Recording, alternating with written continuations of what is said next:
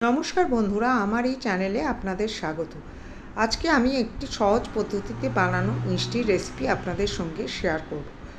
হঠাৎ বাড়িতে অতিথি আসছে, দোকান অনেক দূরে, যাওয়ার লোকও নেই, বাড়িতে রাখা সাধারণ উপকরণ দিয়ে এই মিষ্টিটি বানিয়ে ফেলা যায়। মিষ্টিটা খেতে অত্যন্ত সুস্বাদু। কাউকে দিলে বুঝতেও পারবে না এটা আপনি দোকান থেকে এনেছেন না নিজে বাড়িতে বানিয়েছেন। তো চলুন তৈরি করা যাক আজকের এই রেসিপিটা। এর জন্য আমি একটা ননস্টিক প্যানের মধ্যে নিয়ে নিলাম 1 লিটার মতো দুধ। এবার দুধটা গ্যাসের ফুল ফ্লেমে আমি এটাকে গরম করব এবং বারে বারে খুন্তি দিয়ে এটাকে নাড়তে থাকব। এবার দুধটা ফুটে এলে 2 চামচ মতো ভিনিগার এবং 1 কাপ মতো জল মিশিয়ে ধীরে ধীরে ওই গরম দুধের মধ্যে দিতে থাকবো এবং খুন্তিটা দিয়ে নাড়তে থাকবো। কিছুক্ষণ পরে দেখব যে দুধ এবং জল আলাদা হয়ে গেছে। এরকম একটা পজিশনে এলে তখন আমি গ্যাসটাকে বন্ধ করে দেব। কিছুক্ষণ রেখে তারপরে আমি এটাকে ছাঁকনির সাহায্যে ছেঁকে নেব। এখানে আমার একটু শক্ত ছানার দরকার, তাই আমি এই ছানাটাকে কিছুক্ষণ গরমের মধ্যে রেখেছি যাতে ছানাটা একটু টাইট হয়। এবার ছানাটা ছাকার পরে ছাঁকনির ওপরে 2-3 বার জল দিয়ে ভালো করে ছানাটাকে ধুয়ে নিতে হবে, যাতে ছানার ভিনিগারের যে টকটা আছে সেটা বেরিয়ে যায়। এইভাবে 2-3 বার ধোয়ার পরে এটাকে আমি ছাঁকনির মধ্যে রেখে দিলাম জল ঝরানোর জন্য।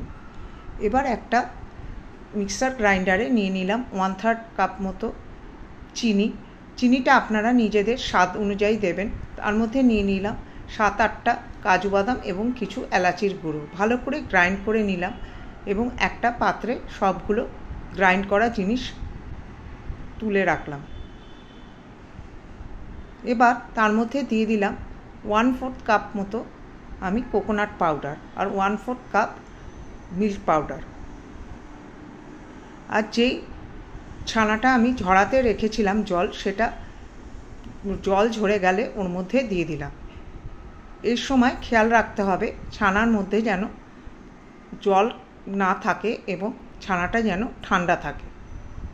সবগুলো ভালো করে মেখে নিলাম। এবার মেখে নেওয়ার পরে আমি এর মধ্যে দিয়ে দিলাম 1 চামচ মতো ঘি।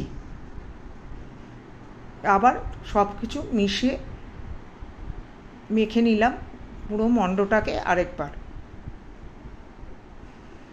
এই অবস্থায় আমি ফ্রিজে কিছুক্ষণের জন্য 10 মিনিটের জন্য রেখে দিলাম টাইট হওয়ার জন্য। 10 মিনিট পর আমি এই মিশ্রণটাকে বের করে নিয়ে এলাম। তারপরে দুটো ভাগে ভাগ করে নিলাম। একটা ভাগে আমি কিছু পেস্তার টুকরো মিশিয়ে সেটাকে ভালো করে মেখে নিলাম। আর নিলাম সবুজ রঙের ফুড কালার। এটা অপশনাল, আপনাদের ইচ্ছে না হলে আপনারা নাও দিতে পারেন। আমি এখানে 2 রকম রঙের বরফি বানাবো বলে এই রঙটা ইউজ করেছি। এবার একটা বাটার পেপার নিয়ে নিলাম।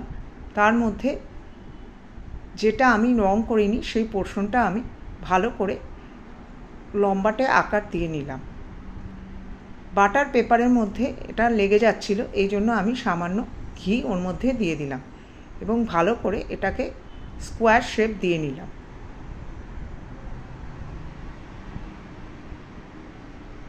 হাত এবং স্প্যাচুলার সাহায্যে যতটা পারি আমি এটাকে স্কোয়ার শেপ দিয়ে দিলাম। এটা ভালো করে শেপ দেওয়ার পরে যেই অংশটা আমি কালার করে রেখেছিলাম সেটা এর উপরে ভালো করে বসিয়ে দিলাম।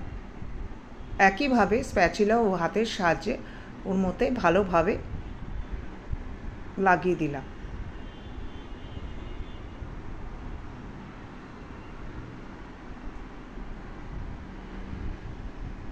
রেসিপিটা যদি ভালো লাগে তাহলে আপনারা আমার চ্যানেলটা সাবস্ক্রাইব করার অনুরোধ আপনাদের কাছে রইল।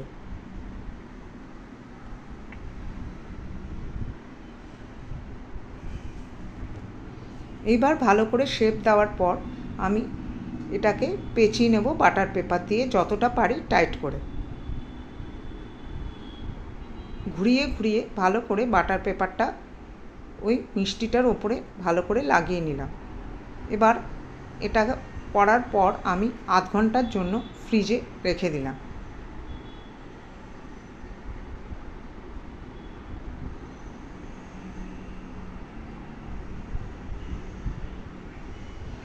আধ ঘন্টা পরে ফ্রিজ থেকে আমি বের করে নিয়ে এলাম।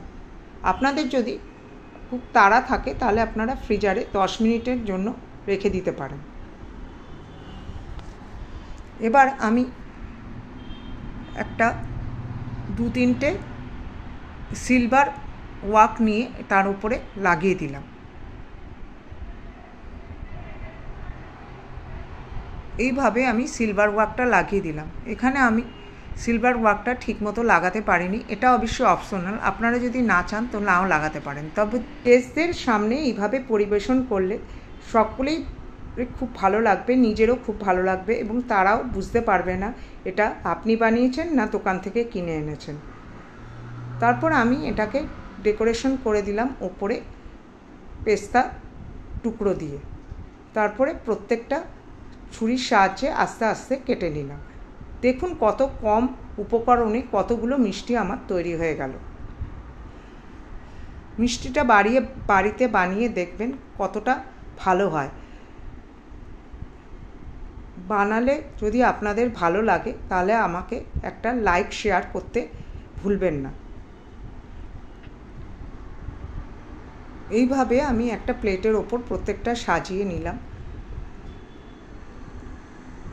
একটা আপনাদের ভেঙে দেখাচ্ছি কতটা সুন্দর হয়েছে এই বরফিগুলো।